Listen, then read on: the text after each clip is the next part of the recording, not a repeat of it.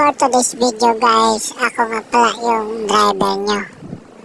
Driver, Penante, warehouse man. And yung close ba na yun, pupunuin ko yun.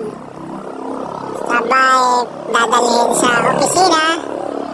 Pagkatapos dun pagdating sa opisina, i-discarga. Siyempre, pagkatapos mo discarga sa loob ng warehouse, isasalansan naman. Kaya, ganun ang trabaho ko. Nakikita niyo naman sa video. Wala. Ano lang talaga, ganun talaga ang buhay empleyado guys. Kaya, tsagain na lang natin to.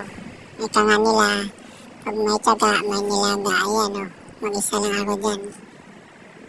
Wala tayong magagawa. Ay, kasi pag hinintay pa natin yung mga kasama natin, ay tatambak yung mga trabaho, gawain. After nyan masalansan, at ako'y babalik na ulit sa warehouse. Kukunin ko na ulit yung isang sasakyan. Ang sasakyan pala natin guys,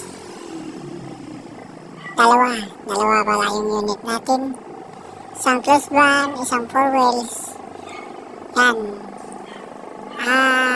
Minsan araw-araw maghakot, minsan naman hindi. Ganun talaga ang buhay empleyado guys. Kaya, ayun, may dumaan na tricycle. Ano ba yan? Dito kasi ako sa kalsada ngayon. Ayan o. Ganun talaga ang buhay empleyado. Ang totoo niyan, warehouse man lang talaga yung applyan ko.